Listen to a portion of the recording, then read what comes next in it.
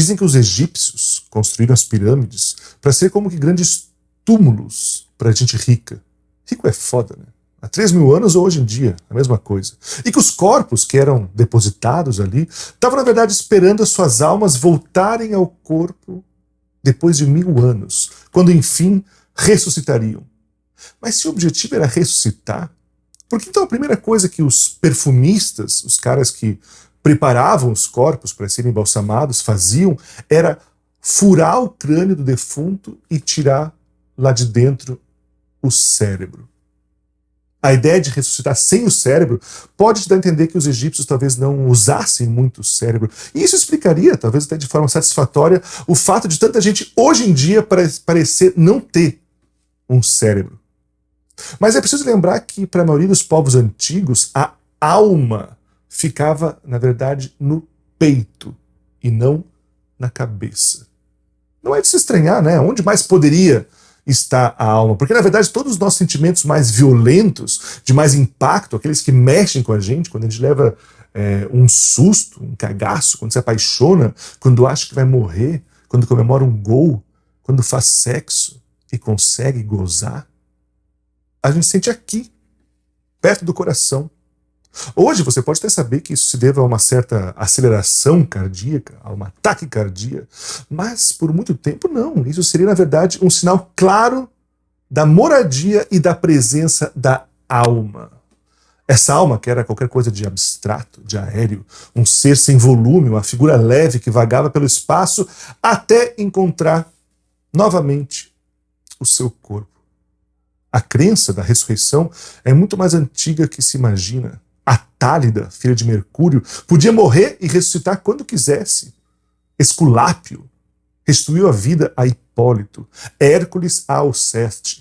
Pélopes, tendo sido cortado em pedaços pelo pai, foi ressuscitado pelos deuses.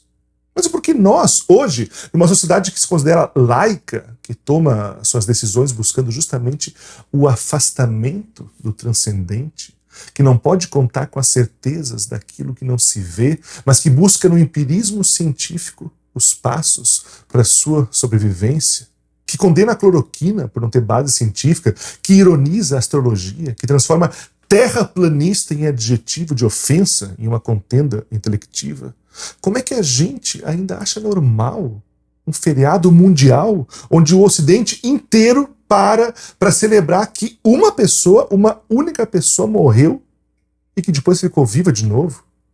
A gente está onde? Na Idade Média? Existem evidências científicas da ressurreição de Jesus? Como é que foi isso? Onde? Em que momento? Tem alguma testemunha ocular? Ou só viram lá a porra do túmulo vazio e agora querem transformar o maluco num mártir divino? Quem pode provar que Jesus realmente ressuscitou? Porque senão, porra, isso é um escândalo. A gente tem Natal, Sexta-feira Santa, tem um monte de feriado para a mãe do cara, para os amigos do cara, 40 dias antes, 40 dias depois, pode comer carne, não pode comer carne, casa batida. A nossa agenda vive em torno da morte desse cara, mas ninguém sabe nem dizer se isso realmente aconteceu. Não tem mesmo ninguém preocupado em saber? Ninguém se pergunta sobre isso? Na verdade, não. Viktor Frankl foi um neuropsiquiatra austríaco que ficou conhecido no mundo inteiro com o seu livro O Homem em Busca de Sentido, onde ele descreve a sua experiência como prisioneiro em campos de concentração nazistas, contando como que em situações extremas de completa abolição da sua humanidade, seres humanos presos em condições absurdas, simplesmente esperando a sua hora de morrer, enquanto eram submetidos a trabalhos forçados, conseguiam ainda manter-se como gente, sem ceder à completa barbárie, mantendo algum tipo de esperança, de coragem, de perspectiva de que aquilo poderia, de alguma forma, ser vencido. Dizia-se que nos campos, corria o boato entre os prisioneiros, que no campo ao lado tinha um cara, uma pessoa que, apesar de toda a brutalidade, conseguia ainda acordar, se vestir, fazer a barba, dar bom dia para os seus amigos, fazer planos para o futuro, para quando ele saísse dali, tocar seu dia como um ser humano que conseguia ainda ser gente. Aquilo era motivante.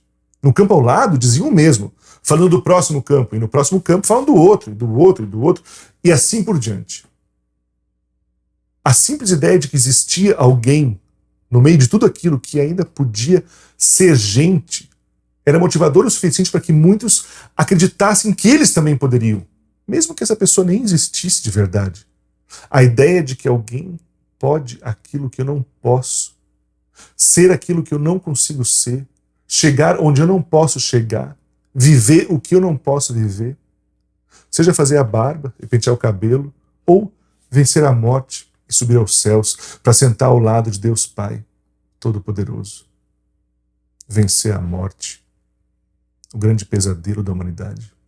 Qual poder pode ser maior do que vencer a morte? Você escolheria ter a força de Thanos ou poder vencer a morte? Não precisamos nós também vencer a morte? O genocídio?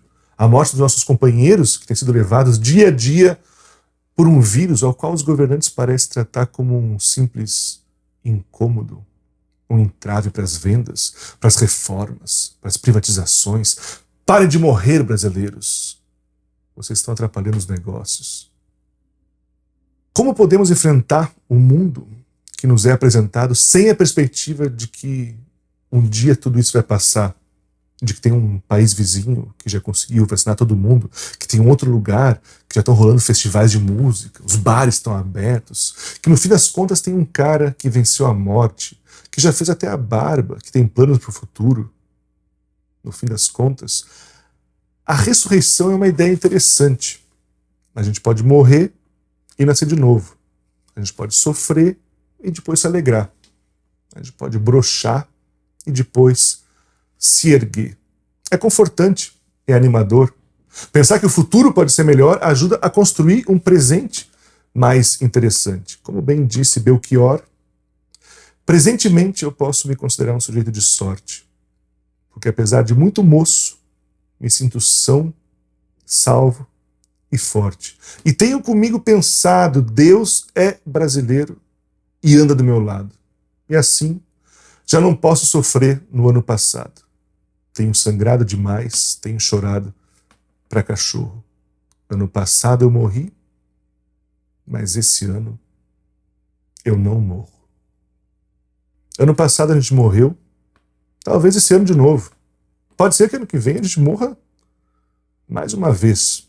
Mas tá aí uma coisa que vem e vai, é a história da humanidade. Se hoje a gente está aqui sangrando, sofrendo, morrendo, vai ter o dia da nossa ressurreição, como foi com Jesus, como foi com Horus, com Buda, Mitra, Krishna, Osíris, Dionísio. Ano passado eu morri, mas esse ano eu não morro. E quando eu não morrer mais, vocês que se preparem.